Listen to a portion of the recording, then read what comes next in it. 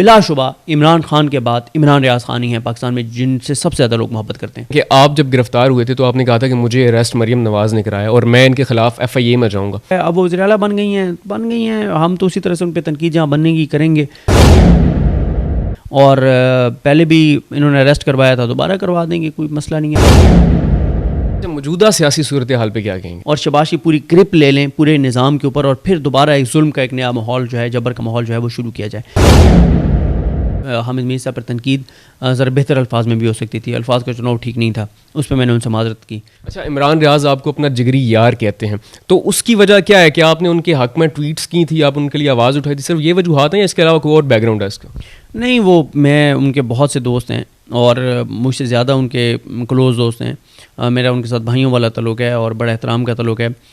ہم سے زیادہ ان کے لیے بہت سے لوگوں نے آواز اٹھائی.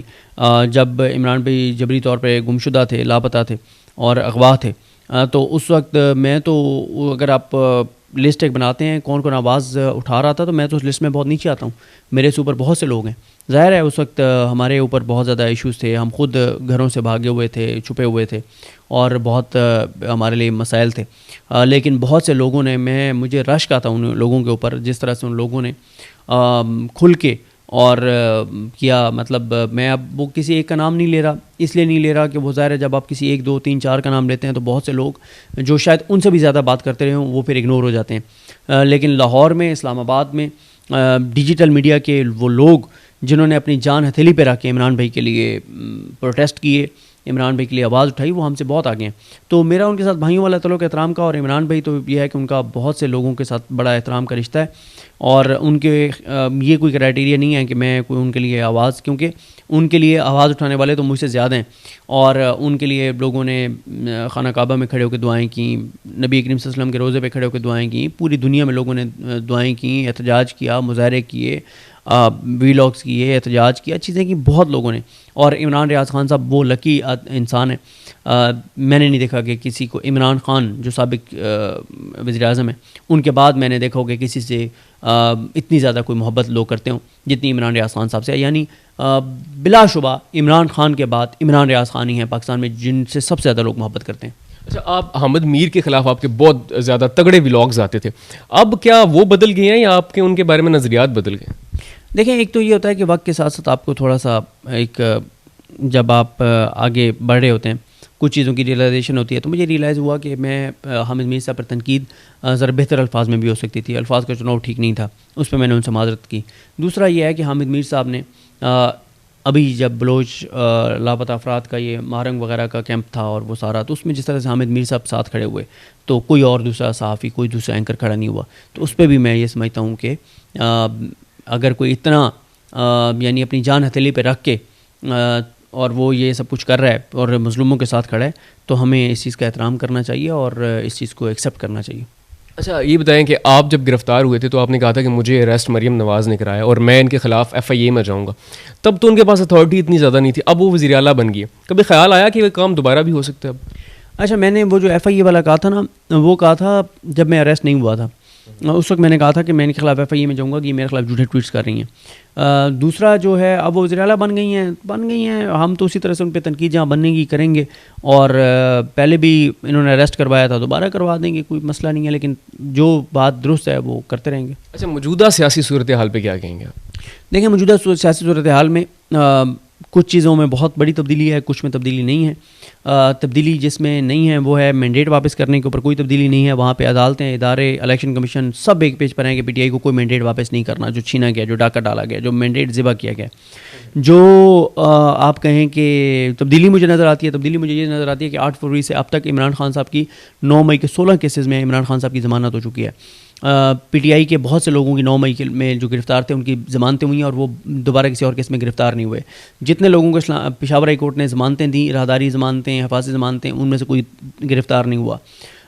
2 مین گرفتاریاں ہوئی تھیں, اسد طور صاحب کی اور عمران ریاض خان صاحب کی. عمران ریاض خان صاحب الحمدللہ آ گئے, اسد طور صاحب بھی آ جائیں گے.